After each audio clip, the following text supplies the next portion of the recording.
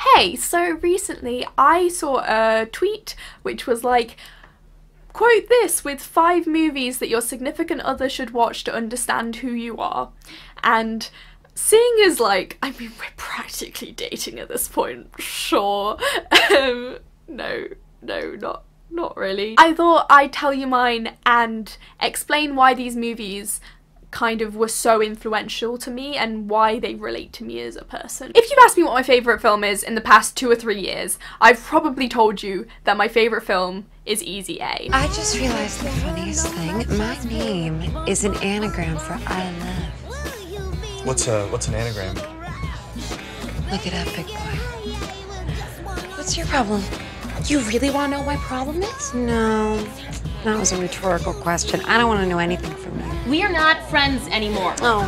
We are officially over. Oh, rat. It's not my favourite film anymore, but it was still really influential to my development, and I'm not entirely sure why. If you don't know what Easy A is, it stars Emma Stone, and it's a teen movie about a girl who pretends to be more promiscuous than she actually is in order to get attention from her classmates. And it, of course, ends up backfiring, as these things always do. And she learns a lesson about life, that people are gonna be mean, and you might as well be honest about who you are. But the main thing that I got from this was, I think, the influence of Emma Stone, because she's my favourite actress, and this movie is why. I like her in lots of other things as well, but she somehow manages to have this kind of quirky, funny, like, tone. Like, she's so funny throughout the whole movie, but she still shows Olive, that's the main character, she still shows Olive's like emotions, and like she goes through a lot in this movie. Like, it's tough for her. I don't really relate to Olive. Like, I've never lied about my promiscuity in order to be cool, but the idea of wanting to play a part in order to be more interesting to people, that's something that I totally relate to. Like, this is kind of that in a way. Like, totally, like, obviously this is me, but also, let's be real, I'm kind of playing a part here in order to be more interesting to you. My second one is Pretty Woman. Pretty Woman is a classic. If you haven't heard of it, it stars Julia Roberts. It was released in 1990, so it's fairly old now. It's very expensive. Look, I got money to spend in here. I don't think we have anything for you. You're obviously in the wrong place. Please leave.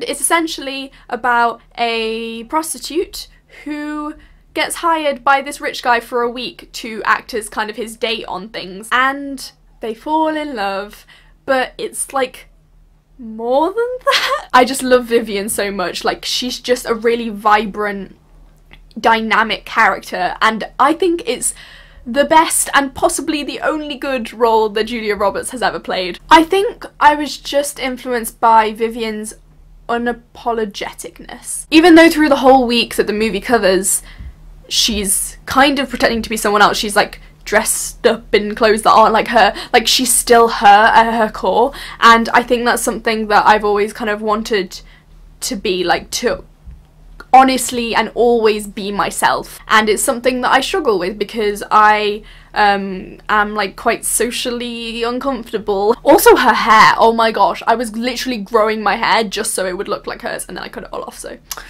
oops. Then we have Girls Just Want to Have Fun. Yeah, like the song. An expert. See that?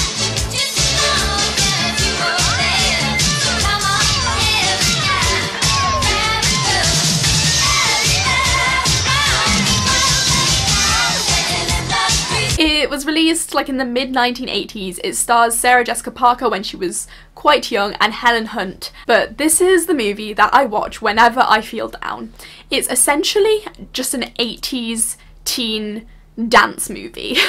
So this girl Janie, who Sarah Jessica Parker plays, is this like good girl. She goes to a Catholic girls' school, and she really wants to be on this show called Dance TV, and she loves dancing, and she's an incredible dancer. And it follows her and this guy Jeff, who is kind of like bit of a rebel without a cause kind of type, and it's all about them working together to try and get on this TV show, essentially. If you want to know what makes me happy, what makes me want to dance around my room and just smile and laugh and just, oh, it's so pure, then that's the movie. Then we have Narnia Prince Caspian.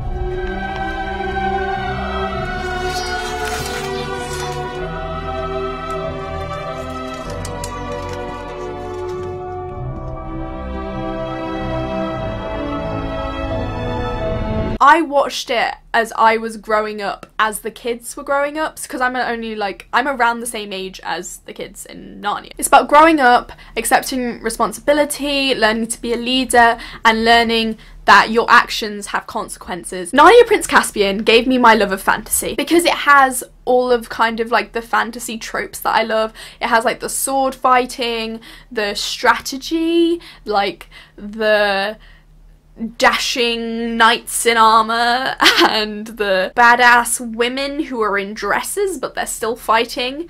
Hashtag just Susan things. I love Susan. If I could live in any fictional universe, I would live in Narnia. Narnia is a beautiful, vibrant land. It also inspired my love of nature and like trees. I love the moving trees. Oh my gosh. My dream picture of like my life in my head would be me in one of the dresses that Lucy or Susan wears, like just walking through one of those forests or the grass and walking by a river that's alive and the trees wave at you. Oh my god. And finally, my current favourite film, When Marnie Was There.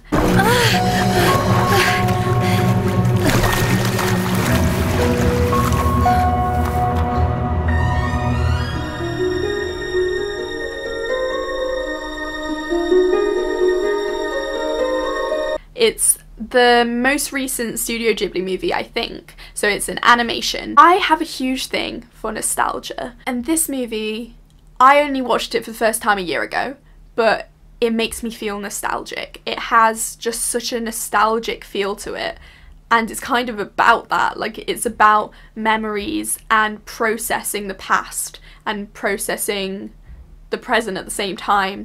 And I obviously don't want to spoil anything, because one of the best things about this movie is you kind of don't know what's going on until the end, and your brain's whirring the whole time being like, what is happening? But at the same time, you're being enveloped by all this beautiful imagery and this beautiful emotion. Essentially, the main character, Anna, is suffering from kind of like social anxiety, or just anxiety in general, and she gets sent to the countryside to stay with some friends, and she meets a girl called Marnie. I feel such an emotional connection to it, particularly to Anna as the main character. She is a shy, anxious girl. I don't know, I relate to her a lot. This movie never fails to make me cry. I think it teaches you to value what you have, and that the world is beautiful, and that sometimes to look to the future you have to let go of the past, which is something that I probably need to learn to do because I'm obsessed with nostalgia. It's strange that the film that has had the most impact on me, I'm finding the most difficult to articulate the impact on me it's had. Maybe if you watch it, you'll understand. So yes, which 5 movies have influenced you the most? Which best describe who you are as a person? Let me know in the comments, and let me know what you think of the movies I've mentioned if you've seen them. Thanks for watching, and I'll see you soon. Goodbye!